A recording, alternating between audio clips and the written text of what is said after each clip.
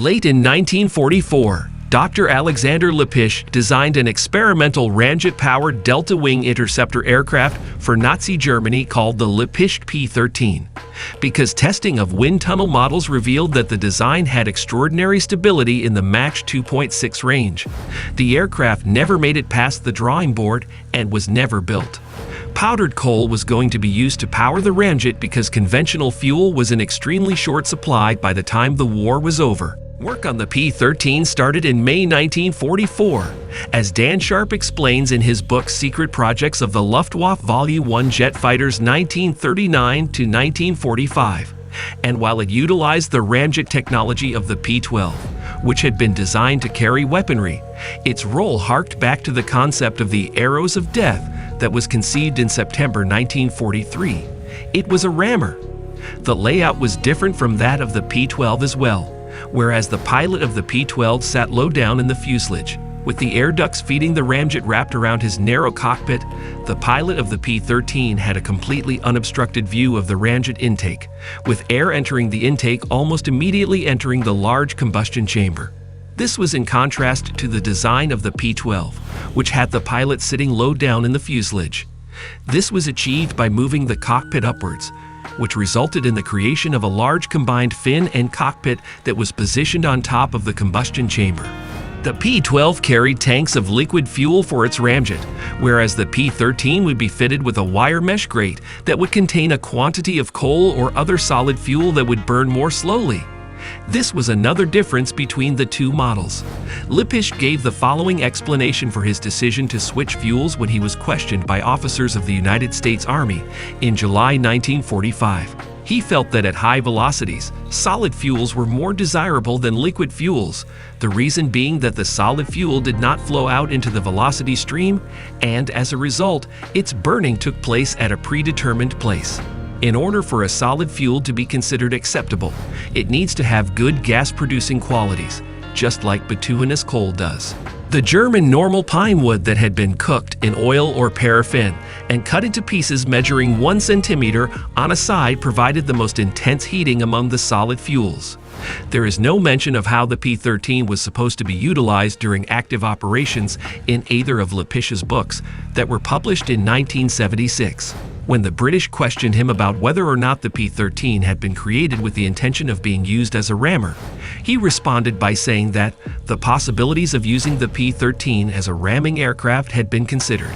However, Dr. Lippisch did not believe that amphibious propulsion was very suitable for this purpose due to the risk of pieces of the rammed aircraft entering the intake. Using a rocket-propelled rammer would allow you to avoid this scenario. The aircraft presented here is a jet with the task of fighter.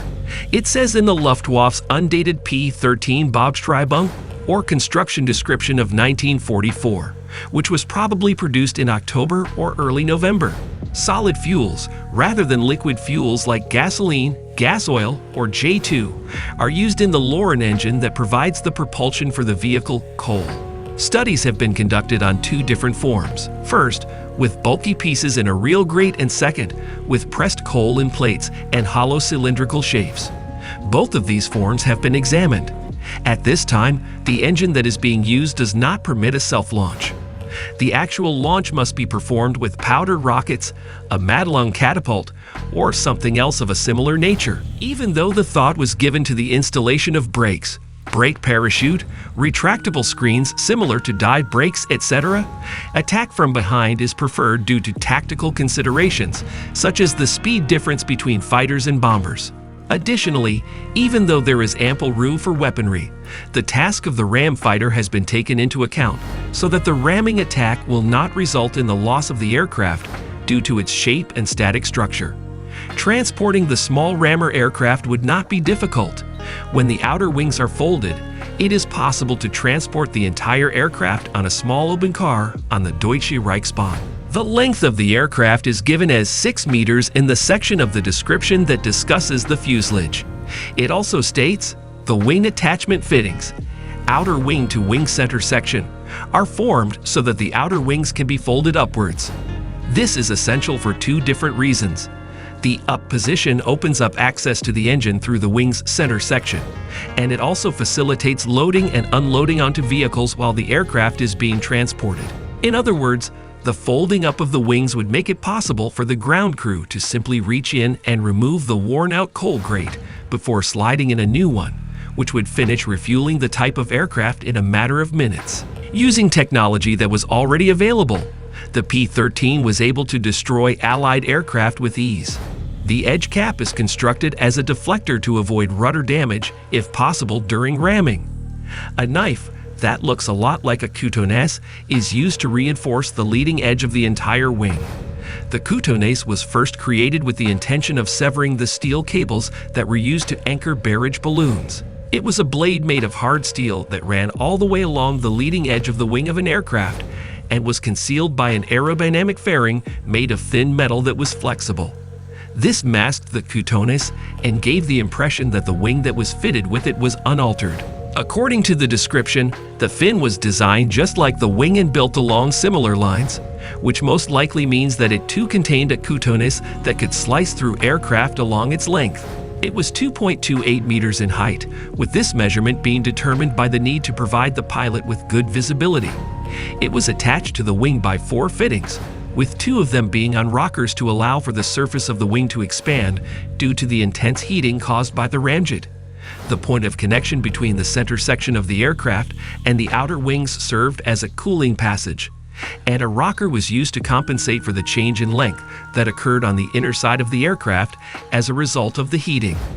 The cockpit itself was fitted with front and rear walls and is planned to be extremely spacious, and the glazing was conceived to be easy to produce while remaining free of distortion. Both of these features were included in the design.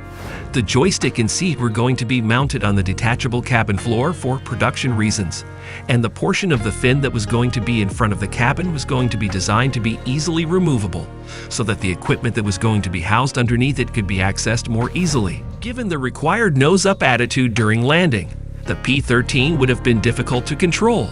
A design was chosen where a blade flips open that is rotatable around its front end, with the intention of achieving this goal. Only one end of this blade skid equipped with multiple torsion springs was attached to the fuselage. The other end was designed to make contact with the ground in order to allow the aircraft to settle while the springs cushioned the impact. The conclusion of the war put a stop to any further development of the P-13. Lippisch was awarded the Air Medal for his contributions to the development of the F-106 Delta Dart. That's it for today, guys. Be sure to hit the subscribe button to get the latest update about the fresh and interesting content we keep on posting. See you in the next video.